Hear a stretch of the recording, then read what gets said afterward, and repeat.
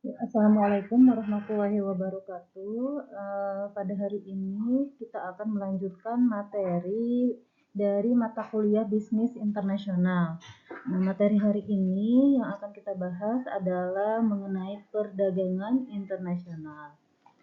Oke, perdagangan internasional ini merupakan perdagangan yang dilakukan oleh penduduk suatu negara dengan penduduk negara lain atas dasar kesepakatan bersama ya. Nah, penduduk yang dimaksud ini dapat berupa individu dengan individu, kemudian individu dengan pemerintah, negara atau pemerintah suatu negara dengan pemerintah negara lain. Nah, ini termasuk ke dalam perdagangan internasional ya, hubungan kerjasama perdagangan internasional.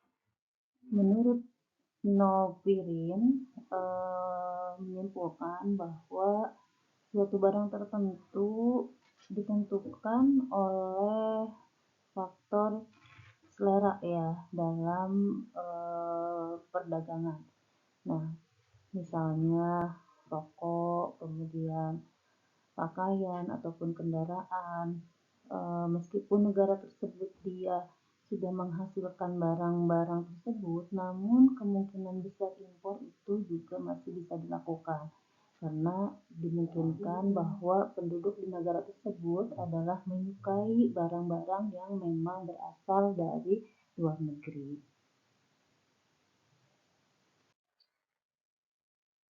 Pandangan dari macam merkantilis dan klasik mengenai perdagangan luar negeri atau perdagangan internasional ini pertama datang dari aliran merkantilis ya. Mereka menyebutkan bahwa satu-satunya negara atau satu-satunya cara suatu negara itu menjadi kaya adalah dengan banyak melakukan perdagangan luar negeri, dengan banyak melakukan ekspor dan sedikit melakukan impor. Kemudian pendapat mereka bahwa semakin banyak emas dan perak yang dimiliki oleh suatu negara, maka semakin kaya juga negara tersebut. Mendorong ekspor dan mengurangi impor ini akan meningkatkan pendapatan nasional atau output nasional yang pada akhirnya membuka lapangan pekerjaan. Nah, berikutnya adalah pandangan dari ahli ekonomi klasik. Di sini tokohnya adalah dari David Ricardo ya.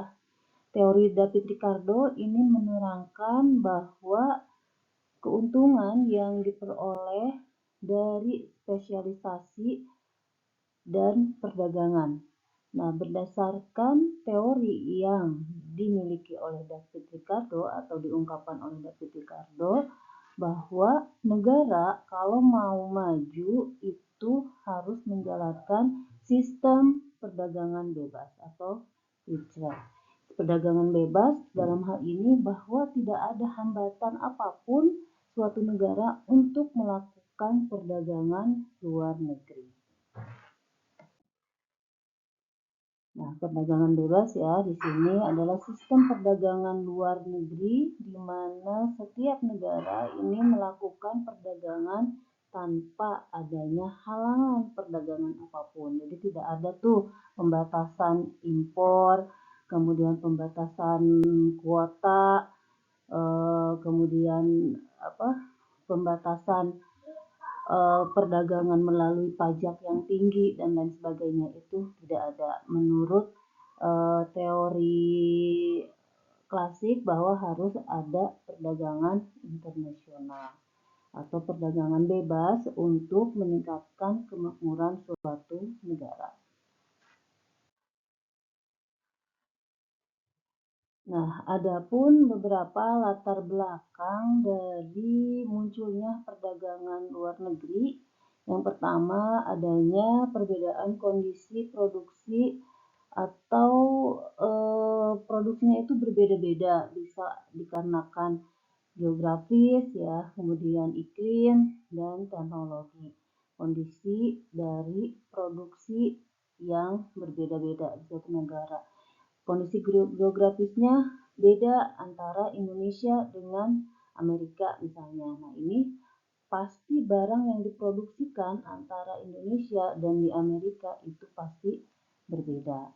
Yang kedua, adanya perbedaan selera atau pilihan konsumen dari setiap negara. Mereka punya selera yang beda gitu ya.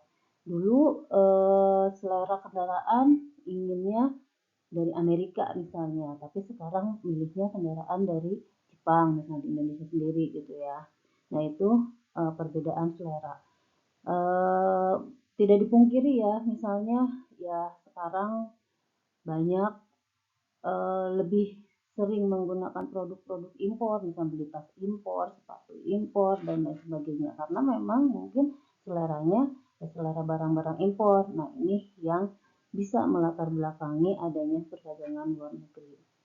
Yang ketiga, adanya tendensi dari penghematan biaya produksi akibat produksi yang semakin besar. Ya, misalnya dengan bisa memproduksi banyak, produksinya banyak, tapi biayanya itu semakin sedikit. Memperoleh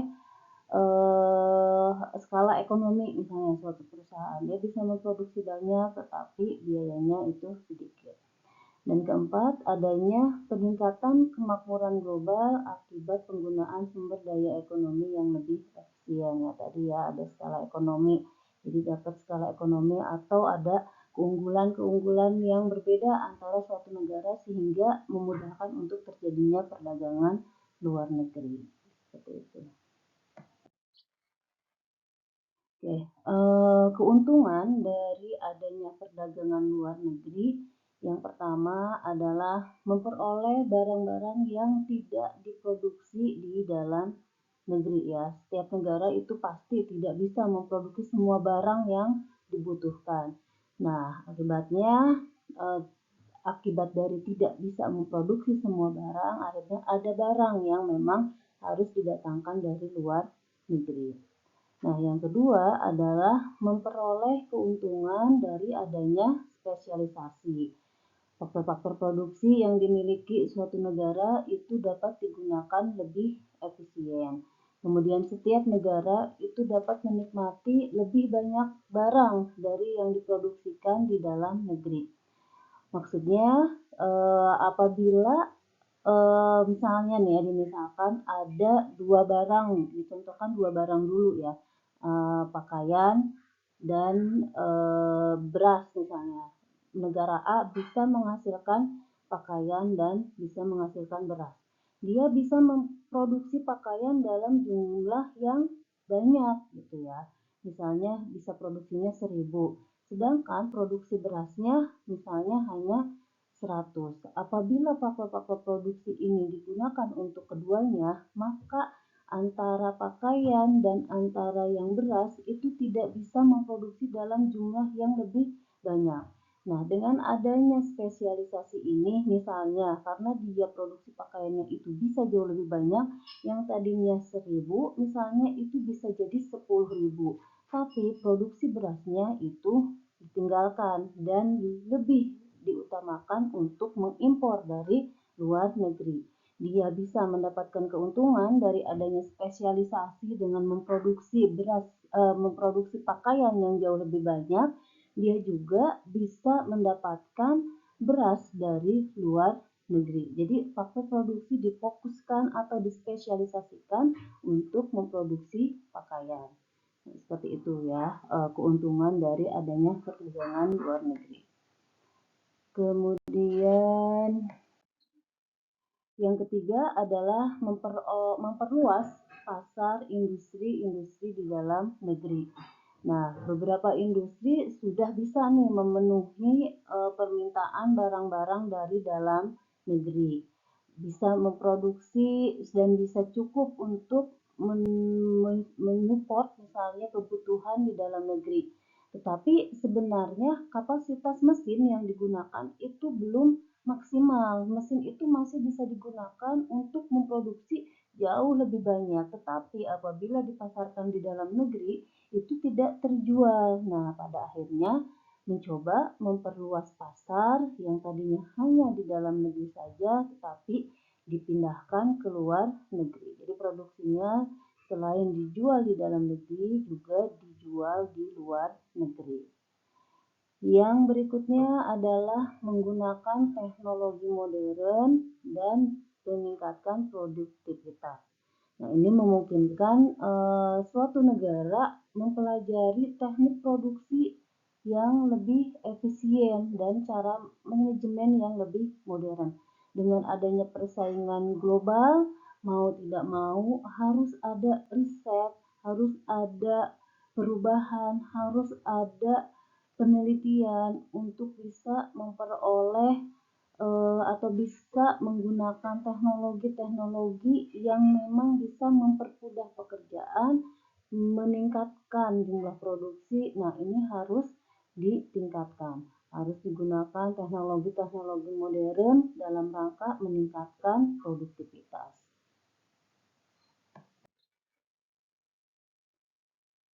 Oke, berikutnya nanti kita akan bahas keuntungan dari spesialisasi. Nah, di sini contohnya nanti berupa angka ya, hanya asumsi yang digunakan. Yang pertama, kita mengasumsikan bahwa hanya ada 2 negara yang melakukan spesialisasi dan perdagangan. Yang kedua, masing-masing negara hanya memproduksi 2 jenis barang. Negaranya ada 2, barang yang dihasilkan juga ada hanya 2. Ini kita mengasumsikan dulu ya, biar bisa melihat keuntungan dari melakukan spesialisasi. Yang ketiga, masing-masing negara itu hanya memiliki 2 unit faktor produksi. Dan yang keempat adalah harga relatif atau harga salah satu barang yang dinyatakan oleh barang lainnya adalah bernilai tetap. Oke, nanti kita ke contoh ya. Oke, kita akan bisa melihat dari negara yang melakukan spesialisasi. Nah, kita bisa lihat yang pertama adalah dari sisi keuntungan mutlak ya, keuntungan dari perdagangan luar negeri, yang pertama adalah keuntungan mutlak. Nah, keuntungan mutlak ini adalah keuntungan yang diperoleh suatu negara dari dia mengkhususkan kegiatannya atau menspesialisasikan kegiatan produksi barangnya yang memiliki efisiensi yang lebih tinggi dibandingkan dengan negara-negara lain. Nah, di sini dimisalkan bahwa negara A, negara B ya. Negara A dan B ini dia produksi kain dan juga beras. Nah, negara A dia memproduksi kainnya 500 dan berasnya 2000 kg. Sedangkan negara B dia memproduksi kainnya 750 dan berasnya 1800. Nah, kalau di sini kita bisa lihat ya bahwa negara A dia jauh lebih banyak memproduksi beras dibandingkan dengan kain apabila dibandingkan dengan negara B. Dan sedangkan negara B dia memproduksi kain lebih banyak 750 dibandingkan dengan negara A. Sehingga negara A dan negara B ini mempunyai keuntungan mutlak masing-masing. Negara A dia bisa memproduksi beras lebih banyak dan negara B dia bisa memproduksi kain dalam jumlah yang banyak. Oke, berikutnya adalah keuntungan berbanding. Nah, keuntungan berbanding ini adalah keuntungan yang diperoleh suatu negara dari dia mengkhususkan atau menspesialisasikan dalam memproduksi barang yang harganya itu relatif lebih rendah dibandingkan dengan negara lain. Nah, di sini bisa dilihat negara negara M dan negara N. Negara M dia memproduksi kain 800, sedangkan berasnya 2400. Negara N dia bisa memproduksi kain 600 dan berasnya 1200.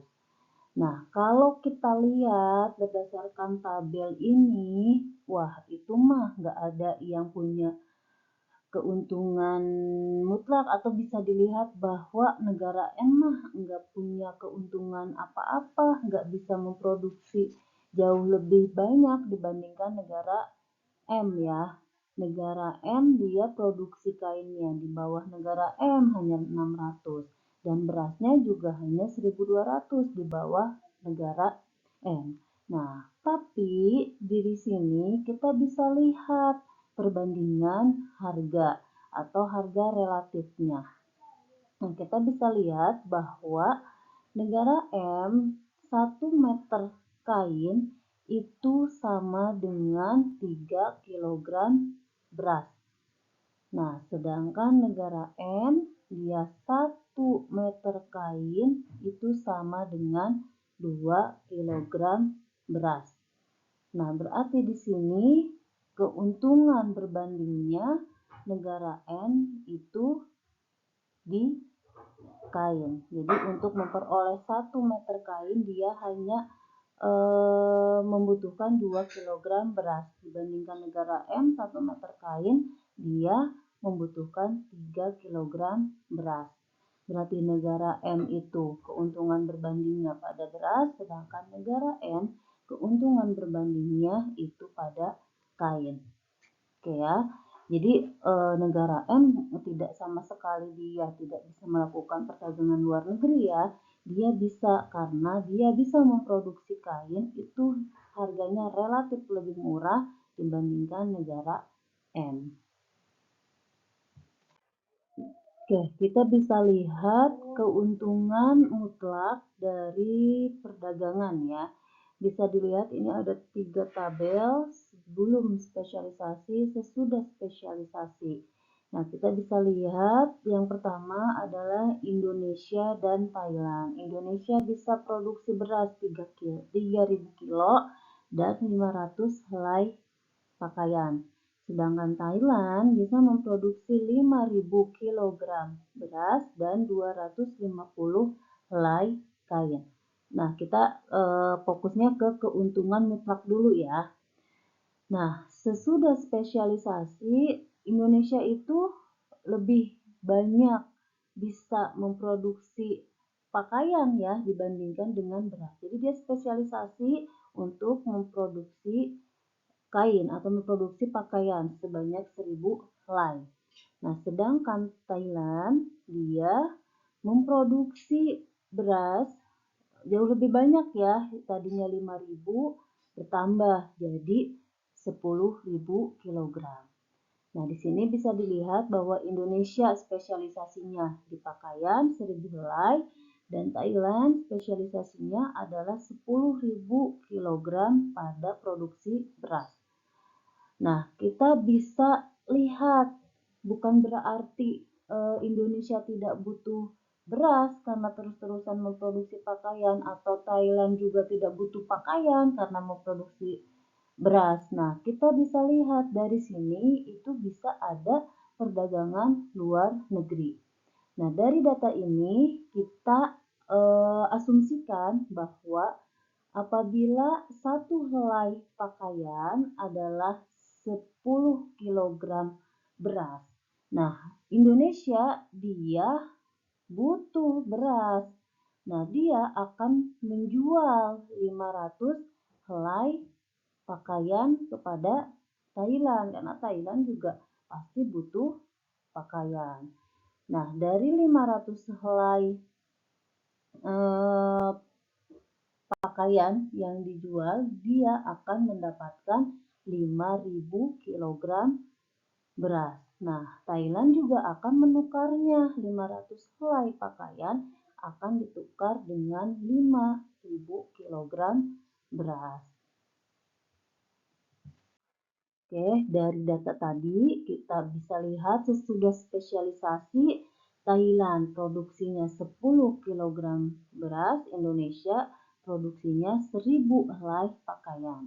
Sedangkan tanpa spesialisasi Indonesia dan Thailand hanya dapat memproduksi 8.000 kg beras dan 750 helai pakaian. Kalau digabungin tadi ya. Nah, dengan adanya spesialisasi, maka faktor-faktor produksi di masing-masing negara ini bisa digunakan lebih efisien dengan adanya spesialisasi. Nah, keuntungan dari perdagangan ini, penduduk Indonesia tetap akan menikmati 5.000 kg beras dan 500 helai pakaian. Yang tadinya dia hanya bisa menikmati 3.000 kg beras dan 500 helai pakaian. Sedangkan penduduk Thailand, dia akan menikmati 5.000 kg beras dan 500 helai pakaian. Sebelumnya, dia hanya bisa menikmati 5.000 kg beras dan 250 helai pakaian. Oke, selanjutnya adalah kita lihat contoh dari keuntungan berbanding dari perdagangan internasional ya. Oke, sebelum spesialisasi, kita lihat keuntungan berbanding ya. Kita nanti sudah membandingkan harga antara dua negara ya. Nah, sebelum spesialisasi, Jepang itu bisa memproduksi 20 unit mobil dan 1.200 unit televisi. Sedangkan Amerika, dia bisa memproduksi 50 unit mobil dan 1.500 televisi. Nah, satu mobil kita lihat ya perbandingan harga relatifnya bahwa di Jepang satu mobil itu sama dengan 60 televisi. Lebih mahal ya dibandingkan dengan di Amerika. Di Amerika sendiri 50 mobil produksi TV-nya 1.500. Satu mobil itu sama dengan 30 televisi. Nah, Jepang dia mempunyai keuntungan berbanding dari memproduksi televisi. Sedangkan Amerika mempunyai keuntungan berbanding dari memproduksi mobil ya. Nah, selanjutnya dilakukanlah spesialisasi. Di Jepang dibanyakin produksinya TV ya, jadi 2.400, sedangkan di Amerika diproduksikannya 100 unit mobil. Nah, apabila kita kurskan ya, satu mobil itu sama dengan 40 televisi. Kita misalkan ya, dilakukan pemisalan bahwa satu mobil itu sama dengan 40 televisi. Nah, negara Jepang dia dari memproduksi televisi sebanyak 2.400 unit, dia ternyata mobil juga perlu. Nah, akhirnya dia akan membeli mobil itu dari Amerika. Misalnya tadi sudah disampaikan bahwa satu mobil sama dengan 40 televisi. Berarti dengan membeli mobil sebanyak 40, maka Jepang itu harus menyerahkan televisi ke Amerika sebanyak 1.600. Dan Amerika tadi ya berarti dia menjual televisi sebanyak 40 unit dan menjual mobil sebanyak 40 unit dan memperoleh televisi sebanyak 1.600 unit. Nah, kita bisa lihat ya keuntungan dari perdagangannya. Produksi mobil meningkat dari 70 menjadi 100. Tetapi produksi televisi berkurang dari 2.700 menjadi 2.400. Keadaan ini tetap menguntungkan karena harga pertukaran 40 televisi itu sama dengan satu mobil.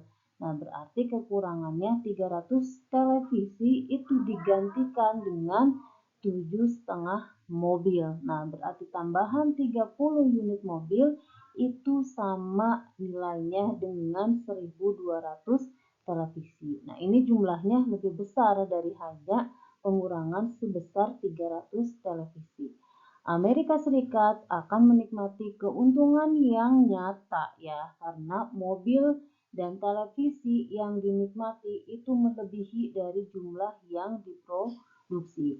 Nah, jumlah TV di Jepang berkurang 1.200, dikurangi 800 sama dengan 400. Tetapi jumlah mobil meningkat. Darinya 20, kemudian jadi 40, berarti ada tambahan 20 mobil. Nah, 20 mobil ini dikali dengan kurs ya, 40 televisi adalah sebanyak 800 televisi. Jadi ada keuntungan berbandingnya dari memproduksi mobil dan memproduksi televisi. Nah, dalam perdagangan internasional ini tidak luput dari adanya batasan-batasan perdagangan suatu negara.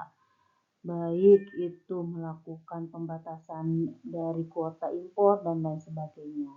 Nah, proteksi dan pembatasan perdagangan ini merupakan usaha pemerintah untuk membatasi atau mengurangi jumlah barang yang diimpor dari negara lain. Nah, tujuan proteksi ini tentu saja banyak tujuannya ya, untuk meningkatkan pembangunan negara tersebut dan juga kemakmuran perekonomian suatu negara. Kita bayangkan kalau terus-terusan datang impor, yang terjadi adalah nilai mata uang kita juga akan turun, kemudian pekerja di dalam negeri itu karena tidak adanya barang yang diproduksi di dalam negeri lebih memilih impor juga akan banyak pengangguran dan lain sebagainya, defisit neraca perdagangan, defisit neraca pembayaran. Nah, ini memaksa pemerintah memang harus melakukan kebijakan proteksi dalam perdagangan internasional. Nah, faktor yang mendorong proteksi pertama ya di sini adalah untuk mengatasi masalah deflasi dan pengangguran. Nah, perkembangan ekonomi yang efisien di negara lain ini justru menimbulkan efek buruk kepada perekonomian di dalam negeri. Ekspor berkurang sedangkan impornya bertambah. Akibatnya perusahaan dalam negeri ini kekurangan permintaan dari barang-barang yang diminta oleh masyarakat dan terpaksa mengurangi produksi yang tentunya berdampak kepada pengangguran.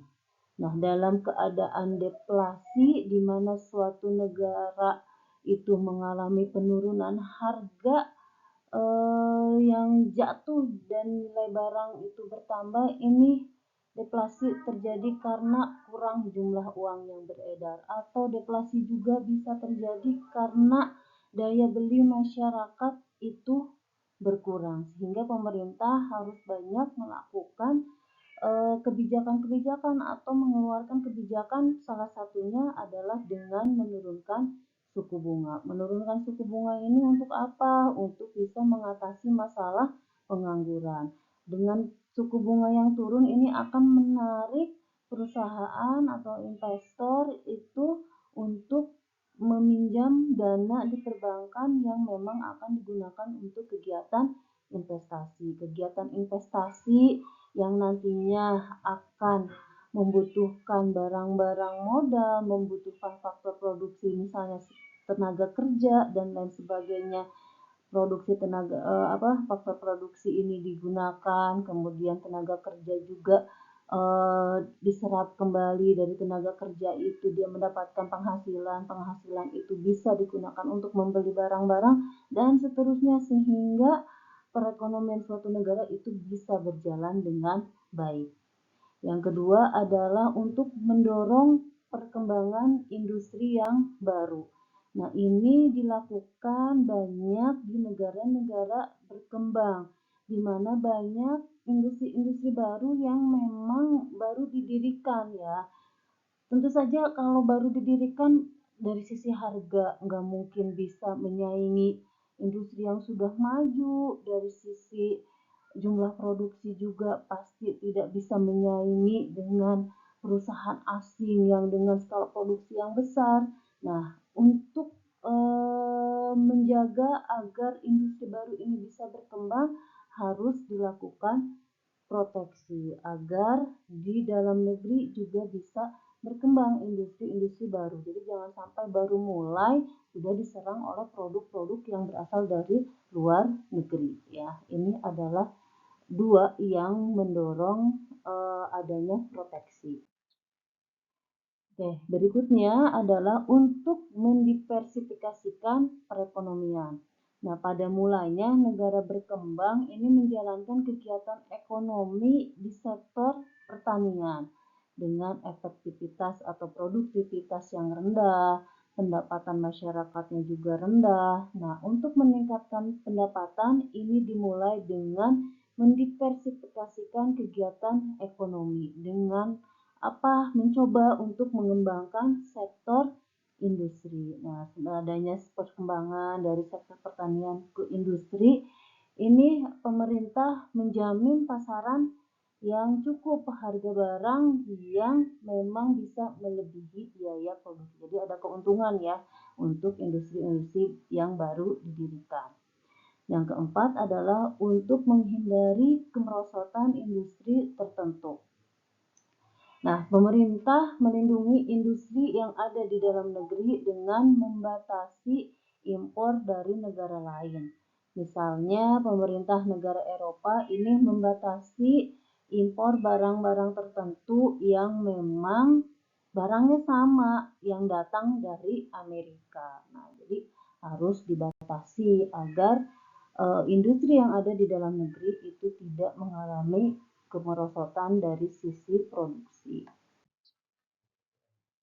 Yang berikutnya adalah untuk memperbaiki posisi dari neraca pembayaran. Neraca pembayaran ada defisit, ada surplus. Kalau ingin memperbaiki neraca pembayaran berarti ekspornya harus ditingkatkan, impornya itu jauh lebih sedikit. Nah, makanya harus ada proteksi untuk barang-barang yang datang ke dalam negeri. Dan yang berikutnya adalah untuk menghindari dumping ya. Nah, sebagian industri itu kelebihan ya atau kemampuan produksinya berlebihnya dan di dalam negeri tidak dapat lagi untuk menaikkan penjualan. Nah, akhirnya menjual barang-barang tersebut ke luar negeri dengan harga yang murah. Nah, apabila perusahaan dalam negeri tidak dapat memproduksi barang serupa dengan harga yang lebih murah, maka industri dalam negeri akan kehilangan permintaan yang berakibat penurunan produksi dan menciptakan pengangguran. Dan yang terakhir adalah untuk menambah pendapatan pemerintah, misalnya dengan menaikkan tarif pajak impor.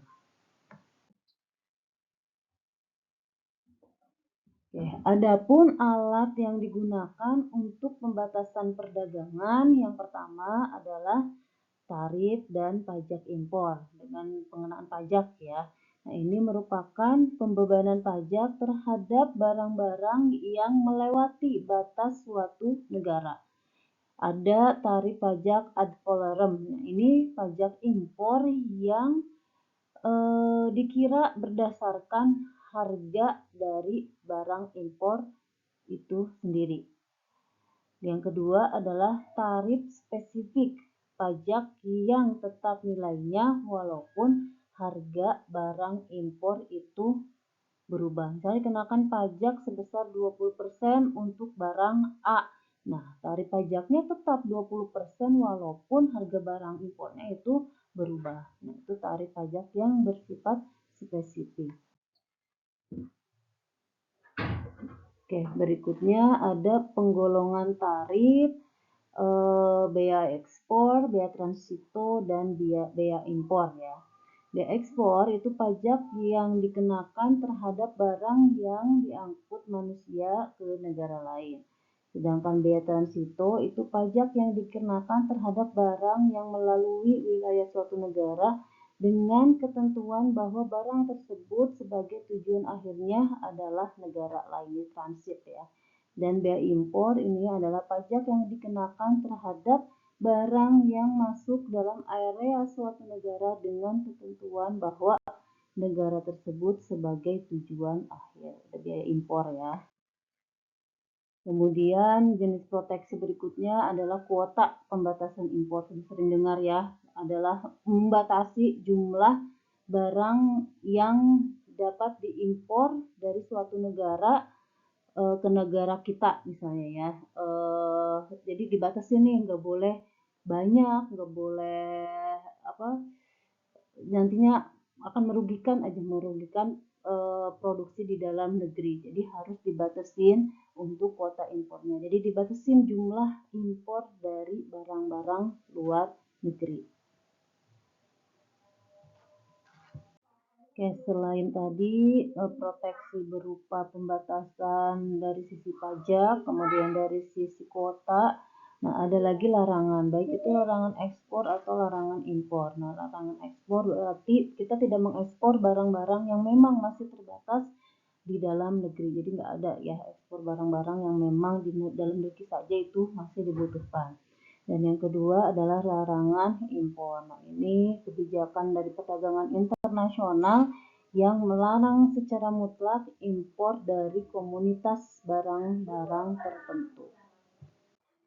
Ya, selanjutnya adalah langkah dari pemerintah untuk melakukan perlindungan kepada masyarakat dari membatasi impor dan untuk meningkatkan produksi barang di dalam negeri, misalnya dengan subsidi. Ini kebijakan pemerintah, misalnya memberikan perlindungan atau bantuan kepada industri di dalam negeri, misalnya berupa modal. Kemudian premi dengan penambahan dana reward ya dikasih kepada produsen yang memang bisa mencapai target produksi yang sudah ditentukan oleh pemerintah. Dan berikutnya adalah diskriminasi harga, penetapan harga jual yang berbeda pada dua pasang atau lebih suatu barang ya, tetapi barang tersebut adalah barang yang sama. Kemudian ada dumping, predatory dumping, ini menjual barang lebih murah di luar negeri karena untuk melakukan mengalahkan perusahaan lain agar dia bisa berkembang di luar negeri. Nah, ini predatory dumping. Kemudian sporadic dumping, ini menjual barang yang lebih murah di luar negeri karena adanya surplus barang-barang di dalam negeri. Jadi kebutuhan di dalam negeri itu sudah terpenuhi, akhirnya dijual ke luar negeri. Oke, hambatan perdagangan bukan tarif, misalnya contohnya himbauan pemerintah agar bisa menggunakan produk-produk di dalam negeri dan tidak menggunakan produk dari luar negeri. Dan terakhir adalah pembatasan penggunaan valuta asing. Jadi valuta asing memang digunakan tetapi untuk barang-barang yang memang urgent, barang-barang kebutuhan yang bersifat pokok ya. Membatasi pinjaman valuta asing untuk mengimpor barang-barang yang mewah. Oke, demikian materi perkuliahan kita pada hari ini. Terima kasih banyak. Wassalamualaikum warahmatullahi wabarakatuh.